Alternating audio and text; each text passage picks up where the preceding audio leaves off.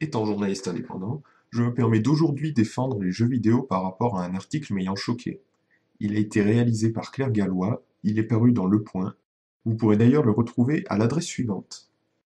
Pour entrer dans le vif du sujet, après avoir fait un récapitulatif des tensions politiques de ces derniers temps, Madame Gallois a directement attaqué le divertissement vidéoludique en disant que ce dernier ne contribue pas à la promotion des arts.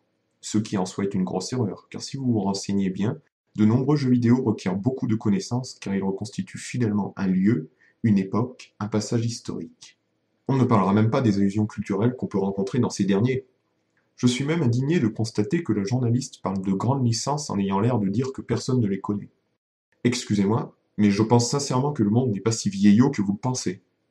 S'il y a des communautés rassemblant des millions de joueurs pour des jeux comme Assassin's Creed, Call of Duty, Grand Theft Auto, Battlefield, World of Warcraft, Need for Speed, Dofus, pour ne citer que les jeux très connus, il me semble que l'entourage de ces joueurs sait de quoi ceci parle. Nous avons les médias qui nous informent régulièrement de la sortie de tel ou tel jeu. Alors pourquoi insinuer que personne n'est au courant?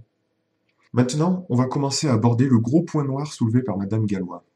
Elle affirme que les jeux vidéo ont poussé les meurtriers qui ont défrayé la chronique, je les rappelle, entre autres Andy en Corse, Breivik en Norvège et Mohamed Merah en France, à tuer de sang-froid. Là, on y va un peu fort. Elle s'appuie sur le fait qu'un psychiatre, dans le rapport qu'il a livré à la cour d'assises dans le cas du procès envers Andy, aurait écrit que les jeux vidéo montrent aux joueurs que la mort est une solution, puisqu'on peut recommencer indéfiniment. Alors là, laissez-moi rire à gorge déployée avant de m'insurger. Je viens d'entendre une grosse erreur, puisque, tout joueur vous le dira, mourir dans un jeu n'est déjà pas une solution, puisqu'on est pénalisé, et on n'aime pas être pénalisé, même si ce n'est qu'un jeu. Mon deuxième argument est que ces joueurs qui sont passés à l'acte avaient déjà une vie troublée. Dans le cas de Breivik, c'était un néo-nazi qui ne rêvait que d'une chose, passer à l'acte. Pour Mohamed Merah, il y a une histoire louche de double jeu. Quant à Andy, si ses parents ont mis 10 ans à l'avoir, peut-être avaient-ils eux-mêmes des problèmes hormonaux ou génétiques qui ont conduit ce jeune homme à péter un câble? Après tout, ne savez-vous pas que tout est lié dans la santé? Qu'un dérèglement dans le corps peut mener quelqu'un à commettre des actes irréparables, irréfléchis? Oubliez-vous que nous avons un corps et que nous dépendons de ce dernier? Oubliez-vous la médecine? Oubliez-vous que nous ne savons pas tout et que nous découvrons jour après jour de nouveaux éléments qui nous permettent d'en savoir plus sur le fonctionnement de l'être humain? Je crois que vous l'oubliez beaucoup. Et pourtant, il ne faut pas être Einstein pour le découvrir. Sans compter que tout psy vous dira qu'une personne, déjà sensée et sans problème particulier, a toujours le risque d'un jour péter les plombs et de réaliser l'impensable pendant une courte période d'une extrême violence. Le cas Vonigradov en Russie, quant à lui, est plus particulier. Vous pensez que les jeux vidéo poussent l'homme à devenir meurtrier, mais vous êtes-vous posé les bonnes questions? N'est-ce pas plutôt la société qui pousse l'homme au meurtre? Où sont les repères de l'être humain? Où est l'espoir? Il n'y en a plus, car on vit dans une société qui lutte toujours après jour. L'homme se servait de la religion comme d'un souffle d'air pur qui lui rapportait un peu d'espoir. L'homme récupérait un peu d'espoir au milieu de sa famille qu'il fondait, du travail qu'il effectuait. Mais aujourd'hui, qu'en est-il de tout ça?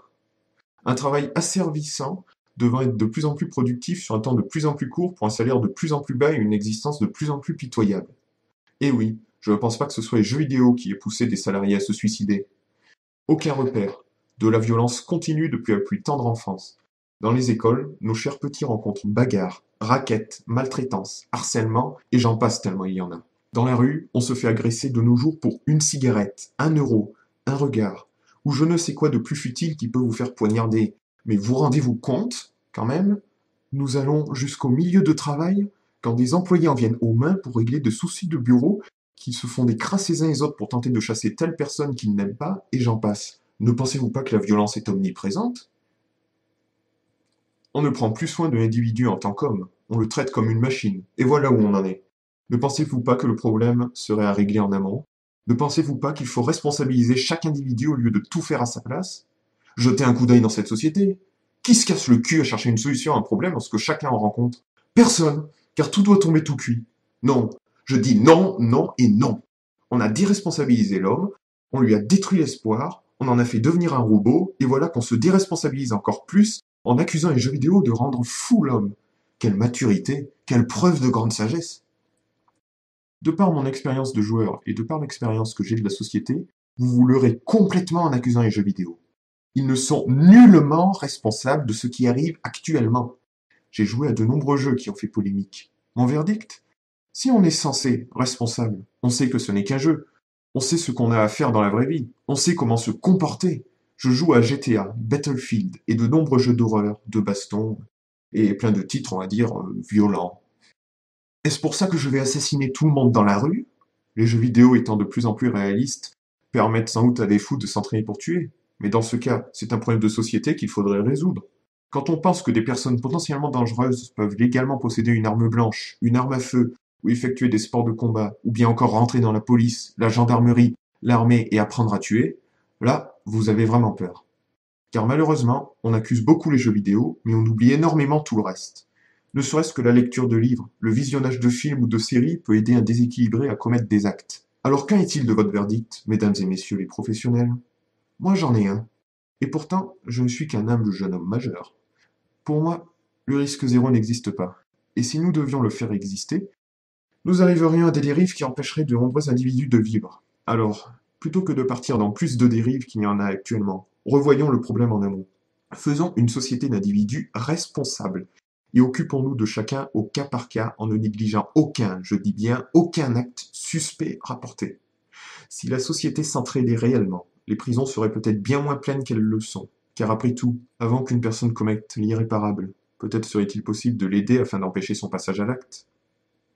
Mais surtout, retenez bien ceci. Si vous souhaitez interdire le jeu vidéo, alors interdisez tout ce qui permettrait à un individu de tuer. Ainsi, vous comprendrez peut-être que même en laissant une personne sans objet, sans artifice, elle serait capable sur un coup de tête, par vengeance ou pour toute autre raison, de vous tuer de ses propres mains. Tête, par vengeance ou pour toute autre raison, de vous tuer de ses propres mains.